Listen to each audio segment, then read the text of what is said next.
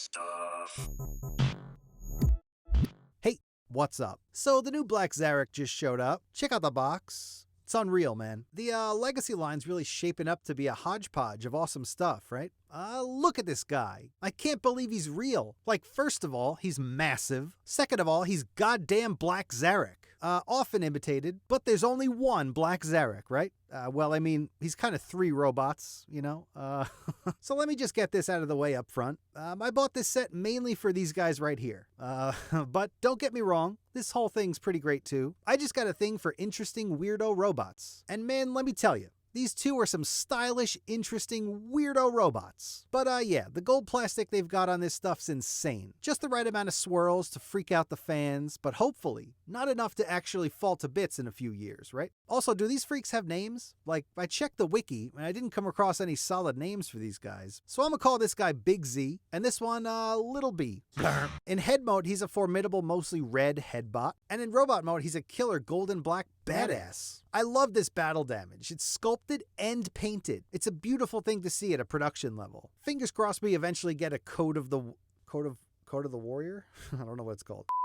Fingers crossed we eventually get a Code of Hero, fully sculpted, battle damaged Dinobot. He'd look incredible in beast mode and in robot mode. And you could probably even double dip and get a thruster out of it. And hey, there's no better line to try out some weirdo Japanese exclusive shit than Legacy. Anyway, I love this dude. Optional big red pincers. I thought you could do a cool pinch attack claw thing, but the hands are too small. You know, that sucks.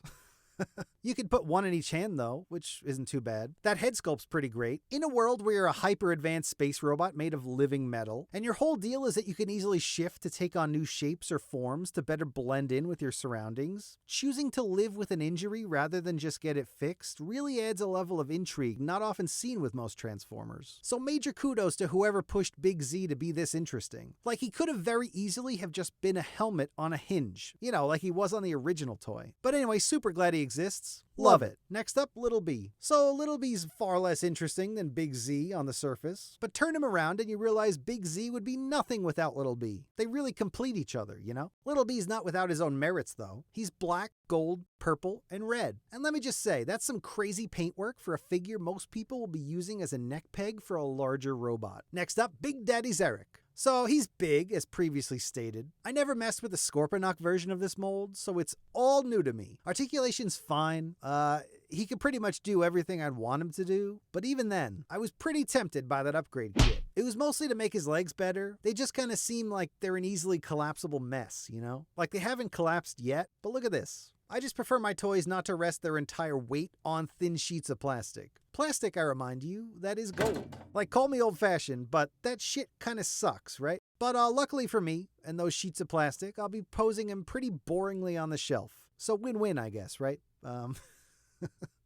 Anyway, the Tyrant Spear is looking pretty cool. It breaks down into 6 pieces. It's something a child could bring with them trick-or-treating on Halloween, and no one would think twice, right? He's got a pretty sad approximation of the Scorpion shield. It hides away pretty nicely on his back. No giant blaster like the original, but it's fine. His chest opens up and reveals mostly nothing, but then you can open up that other door, and there's scorpion legs in there. They kind of look like those grindy things you see on Instagram. Man, I wish my guts were a hydraulic grindy press. Big Z and Little B can slap into place with some satisfying, crunchy clicks. And funnily enough, Little B is not the connection point for this whole thing. These black rectangles are doing all the work. And I get it. If you lose Little B, it's not the end of the world. You can still assemble Big Daddy Black Zarak with just these two. But Big Z, he'll never be the same. When you get it all together, the head even has some front and back movement, in addition to the side-to-side stuff, right? That's pretty good. There's also a removable neck piece, and it really helps you guide the whole head assembly in just right. I'm not going to attempt to transform him because I'm no fun, but here's a picture from the internet. That's fine, right? Here he is next to some other figures. Pretty good. Like I said at the beginning, I got this for mostly these two, so this whole thing is mostly bonus. Anyway, we got a few more Black Zaraks to get through, but if you could leave a like on the video, maybe subscribe, leave a comment, that really helped me out, you know? Next up, the other big one. This is Make Toys Black Zarak, and man, it's entirely too much for me. I've had this thing for years, and it's just too intimidating. The plastic quality's not great. It feels like a little too cheap for its size, you know? The Headmaster robot's got a pretty sweet free-flowing ponytail, which I do like. But, you know, we'll put a pin in this for right now. I'll do a one of them I got in the future on this guy, and we'll really go into it. Because right now, I just don't have the patience or the space to look at something this big, you know? That's what she said. Ugh. Next up, the Perfect Effect one. Begun the Chibi Wars have. The Tyrant Spear's looking pretty sick. Here it is compared to the other ones so far. We got Robot Mode, Scorpion Mode, and Headmaster Mode. I like how the Headmaster's got blaster arms, and if you really look for it, you can find some tiny humanoid arms sculpted in there. He's even got some tiny red light piping. That's not bad, right? Paint's all basic, you know, but fine. However, he does smell a bit like straight up poison, so bag. Next up, the Iron Factory one. This one's beautiful. He's got the Tyrant Spear, he's got that big old red blaster, he's got the golden scorpion shield with chrome pincers, which is pretty goddamn incredible. They've also covered him in an incredibly vibrant metallic paint. He's seriously such an impressive little guy. And I say little because check him out next to some other figures. He's not the biggest boy, right? Iron Factory has a very specific style, and usually some specific downsides. One of which being some joints are super tight, while others are very, very, very loose. This paint pretty much makes up for all that though, right? My gosh, look at this. I can't get over it. Again, I'm not going to transform him for the video because I'm boring and I hate fun, but also because my Iron Factory Dragon Megatron snapped during Dragon Month. So yeah, let that influence your thoughts about Iron Factory in whatever way you want. Here's the ever-growing Tyrant Spear collection. It's pretty good. His Titan Master can pop out, and he's the smallest boy. Oh my god, look at him. Here he is next to the others so far. Too cute for words. Next up, the Japanese Heroes of Cybertron one. Cartoon accurate Black Zarak. Hell yeah! No metallic paint, just bright flat colors. And I gotta say, it's a pretty good look. He does have a bit of a standing issue, and he falls apart pretty easily, but he's usually fine if you articulate him gently. The Tyrant Spear's seen better days, but it's fine, you know? Who cares? He doesn't need the Tyrant Spear. What the fuck are we talking about? His sculpting's all pretty geometric, you know? It's got slightly rounded edges. It's pretty good. This one was a Build-A-Figure from the Japanese Heroes of Cybertron sets. They did the Heroes of Cybertron a little bit different than the US did. Theirs were blind boxed, whereas ours were sold as traditional action figures. I don't know why I brought that up, but there you go.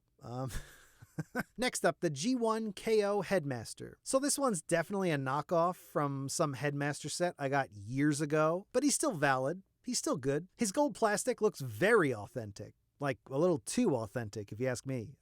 He's a simple fella. Head on one side, mini robot on the other. Crunch him up, slam him on a Headmaster, and away we go. Here he is with all the other Headmasters we've seen today. I love these guys. Next up, the Custom Action Master one. I almost forgot about this guy, but yeah, he's pretty basic. He's just a double punch Action Master that I painted black, gold, and red. Don't look too closely though, because, you know, he's not great. He's more of a proof of concept type thing. But yeah, he's a sweet little guy. No accessories or anything, no Tyrant Spear, no alt mode. What you see is what you get. Oh, and Black Roroshi's here too.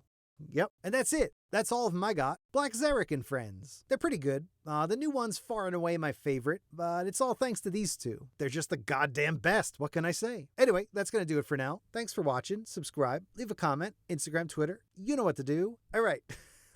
Bye.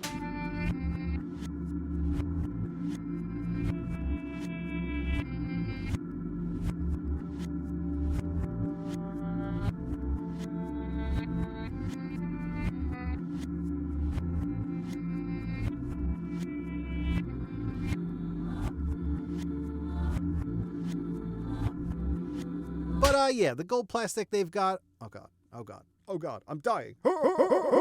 In head mode, he's a formidable, mostly but turn him around and you realize Big Z would be nothing without Little B. My god, what is this sentence? Little B's not without his own. He's so big. Okay, wrong. On Shin. Big Z and Little B can slap on into. Okay, it's not the end of the world. He's even got some tiny red light piping. I'm dying. Hello, how are you doing? And some very specific only bright flat colors. Only blight breh. Just realized I didn't finish this script. Uh-oh. Next up, the Geo KO Dio. And that's it. That's what? What? You what, mate? Bye.